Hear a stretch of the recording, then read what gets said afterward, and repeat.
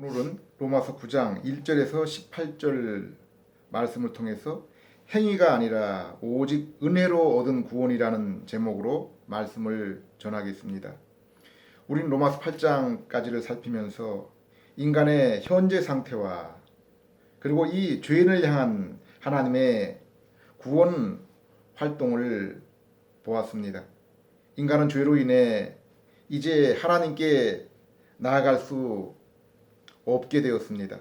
하나님의 형상을 입어 하나님께 나아가 찬양과 예배를 드리며 하나님과의 교제를 통해서 인생의 참된 기쁨과 그리고 인생의 존재의 의미를 찾아가야 될 인간이 하나님과의 약속을 저버리고 하나님을 떠나 죄 가운데 살게 된 것입니다.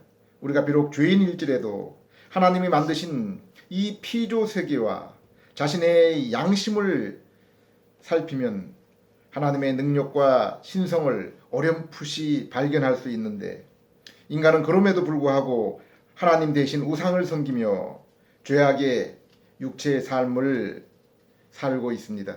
그로 인해서 세상은 점점 더 악이 충만하게 되었고 인생 각자의 모습 또한 선한 구속이라고는 하나도 찾을 수 없는 상태에 이르게 된 것입니다.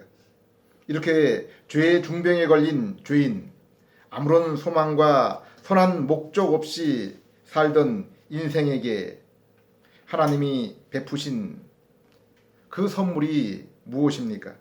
바로 하나님과의 단절, 곧 죄 문제를 해결하기 위해 하나님의 아들 예수님이 이 땅에 다윗의 후손으로 오시고 십자가에 달리신 것입니다. 이 사실이 하나님이 인생에게 베푸신 가장 커다란 선물입니다. 죄로 인해 하나님이 떠나시고 하나님의 형상을 잃어버린 인간, 이제 죄와 세상의 조명만을 추구하며 악한 자 마귀의 종노릇을 하며 살게 되었습니다. 오직 하나님만이 주시는 참된 평화와 안식을 알지도 경험하지도 못하고 살아가고 있습니다. 그리고 인생의 마지막에는 사망과 사망 이후에 하나님의 영광을 영원히 볼 수 없는 참혹한 지옥의 형벌을 기다리고 있는 것입니다. 이것이 하나님을 떠난 죄인에게 속한 그러한 운명이 되었습니다. 이러한 죄인에게 하나님이 아들 예수님을 통해 십자가에서 인간의 죄의 모든 저주를 대신 짊어지셨습니다. 이 선물을 믿음으로 받기만 하면 모든 죄의 저주는 예수님이 십자가에서 대신 가져가시고 우리는 즉시로 하나님 앞에 의인으로 하나님과 참된 화평을 이루게 되는 것입니다.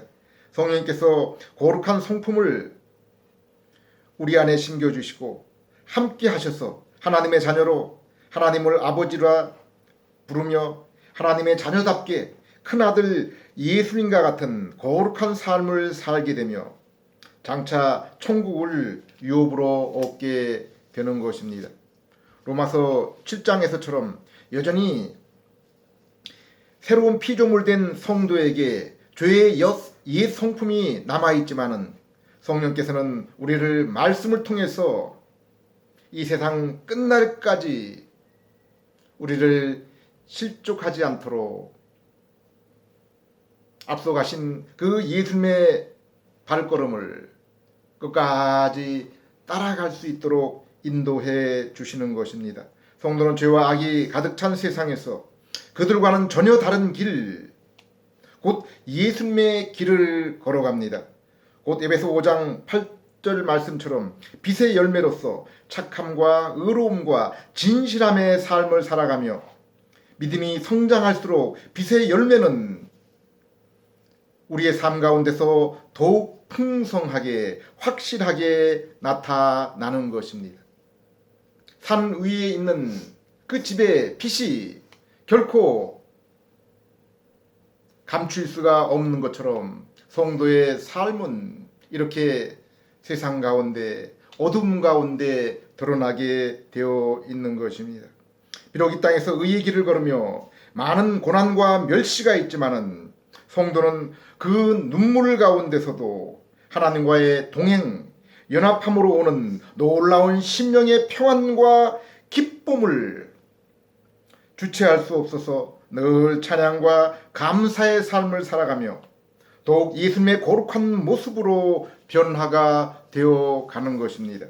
오늘 본문은 이렇게 하나님께서 우리 죄를 용서하시기 위해서 예수님을 십자가에 달리게 하시고 성령께서 죄로 죽은 우리의 영혼을 살리셔서 우리가 죄를 깨닫고 예수님을 믿어 구원을 얻게 하셨습니다. 그런데 하나님이 구원을 얻을 자와 그렇지 않은 자를 어떻게 선택하시는지 그 문제에 대해서 다루고 있습니다.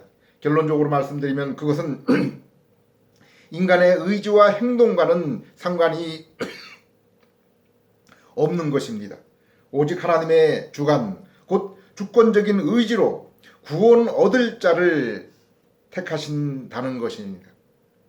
곧 하나님께서 마음으로 정하신다는 것입니다. 하나님 마음대로 뜻대로 하신다는 것입니다. 그러므로 구원 얻은 자는 자신을 자랑할 수 없고 오직 하나님과 예수 그리스도 그리고 성령님의 사랑과 은혜와 그리고 역사하심을 찬양하며 자랑하게 되는 것입니다. 로마서 9장 1절에서 3절 나는 그리스도 안에서 진실을 말하고 거짓말을 하지 않습니다. 내 양심이 성령 안에서 내게 이것을 증언해 줍니다. 그것은 곧 내게 크나큰 슬픔이 있고 내 마음에 끊임없는 아픔이 있다는 것입니다.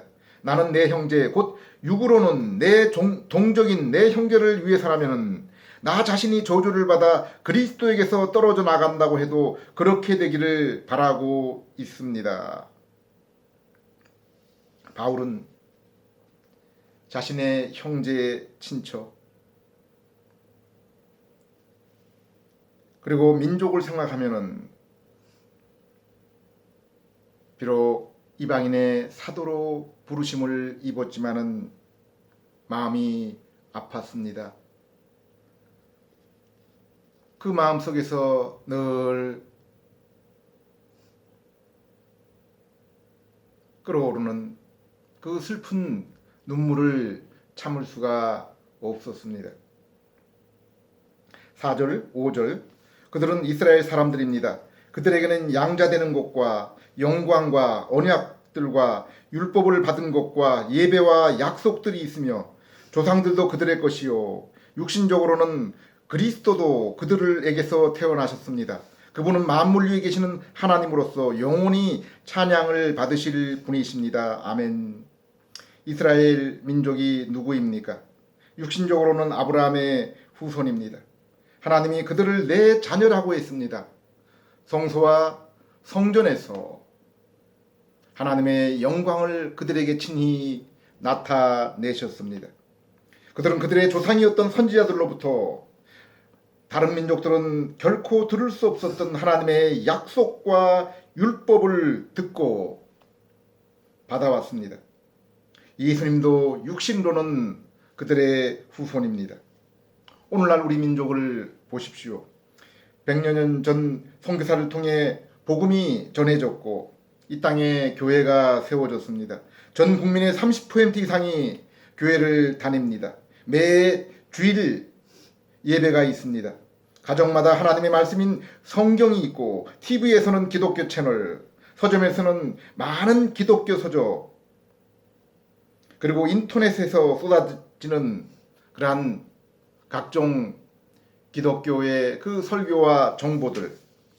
그러나 우리는 이러한 홍수에 정작 마실 물이 없는 것처럼 우리 주변에 참된 교회, 참된 성도들을 찾기가 쉽지를 않습니다. 그들은 교회에 출석하는 것으로 세례를 받고 성찬에 참여하며 헌금을 드리고 봉사하는 것으로 교회와 목사로부터 인정을 받고 그들이 신앙생활을 잘하는 것으로 자기 자신이 신앙생활을 잘하는 것으로 알고 하나님과의 만남과 구원이 이루어진 줄로 착각하고 있습니다. 교회에서 인간적인 만족과 기쁨이 있을 수 있지만은 성령님이 주시는 심령의 기쁨과 평안은 결코 경험하지 못한 상태로 살아가고 있습니다. 성경에 참된 구원의 지식이 없고 그로 인한 착함과 의로움과 진실함의 구원의 열매도 나타나지 않습니다. 6절에서 9절 그러나 하나님의 말씀이 실패로 돌아갔다는 것은 아닙니다. 이스라엘 자손이라고 해서 모두 이스라엘은 아니며 또 아브라함의 씨이기 때문에 모두 그 자녀는 아닙니다. 다만 이삭에게서 태어난 자라야 내 씨로 불릴 것이다 라고 하였습니다. 이것은 곧 육신의 자녀가 하나님의 자녀가 아니라 오직 약속의 자녀가 그 씨로 여겨진다는 것입니다. 약속의 말씀은 이것이니 곧 이 무렵에 내가 올 것이며 사라에게 아들이 있을 것이다 한 것입니다. 아브라함 씨라고 다 구원을 얻는 것이 아니라고 했습니다. 그들은 모두 하나님의 나라를 얻는 것이 아닙니다. 육신의 자녀가 아니라 오직 약속의 자녀만이 구원을 얻습니다. 이스마엘 같은 인위적인 후손이 아니라 하나님의 약속을 따라 사라에게서 난 이삭의 후손입니다.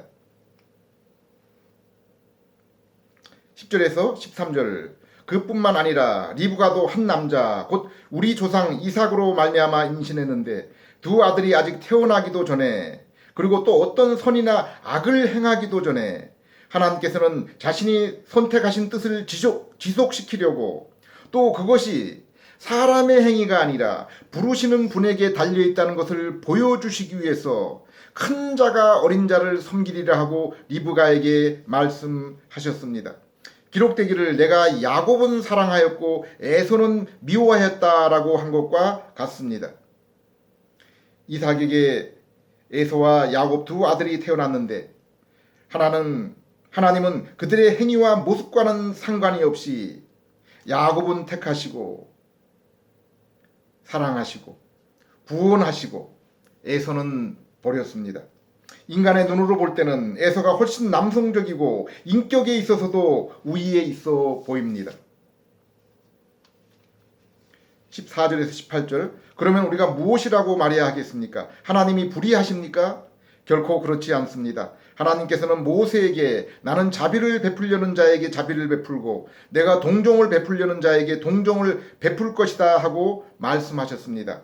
그러므로 이것은 사람이 원하거나 노력한다고 해서 되는 것이 아니라 오직 하나님의 자비하심에 달려 있습니다. 성경은 바로에 대하여 말하기를 이 일을 위해 너를 일으켜 세웠으니 곧 너를 통해 내 능력을 보여주고 내 이름을 온 땅에 널리 알리려는 것이다 하였습니다.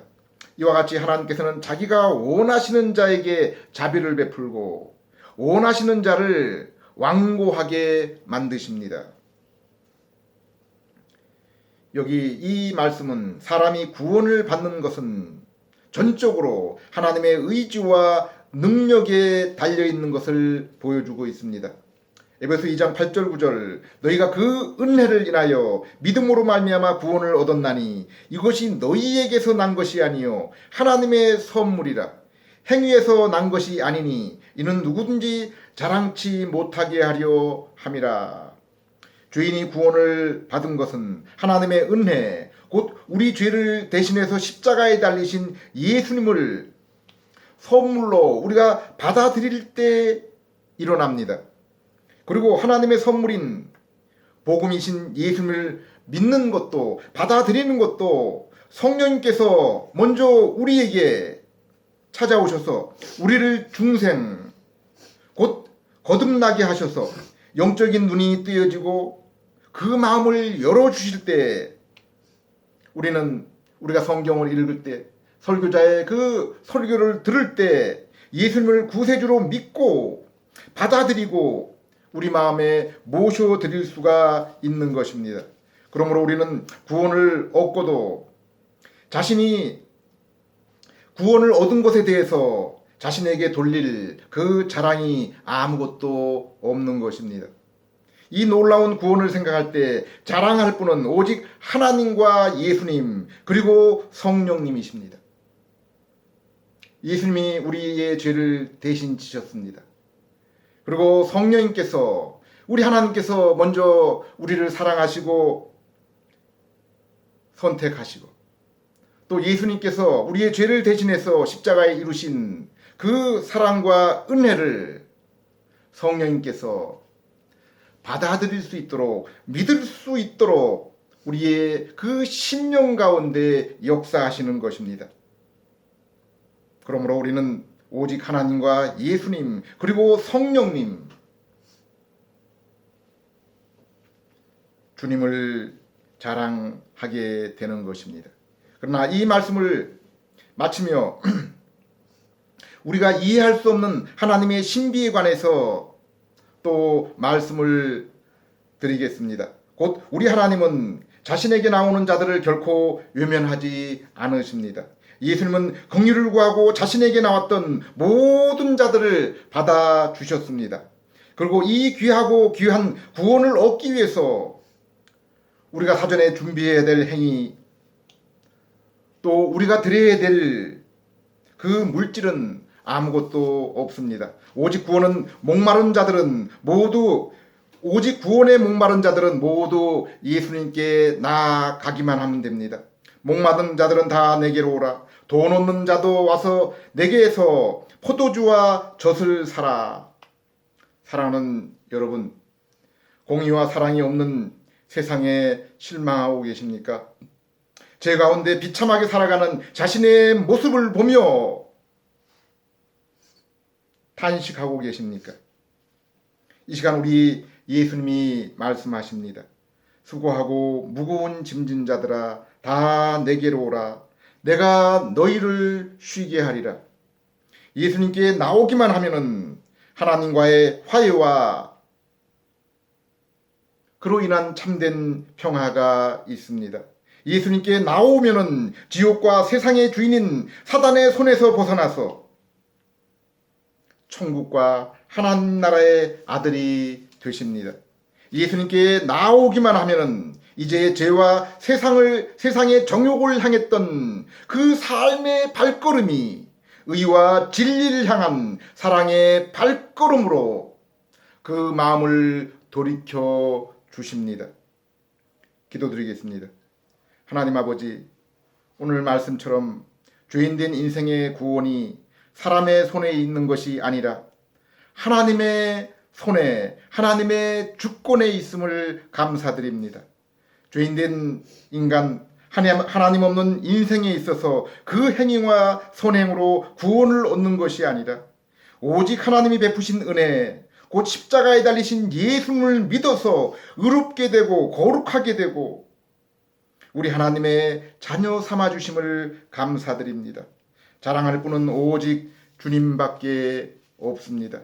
이 시간도 하나님의 은혜로 이 소식을 듣고 우리의 죄를 대신하여 십자가에 달리신 하나님의 아들 예수 그리스도를 믿어 하나님과 화해하며 참 평화를 얻고 예수님처럼 사랑과 진리의 거룩한 걸음을 걷는 저희들 되게 해 주시옵소서. 예수님 이름으로 기도드립니다. 아멘.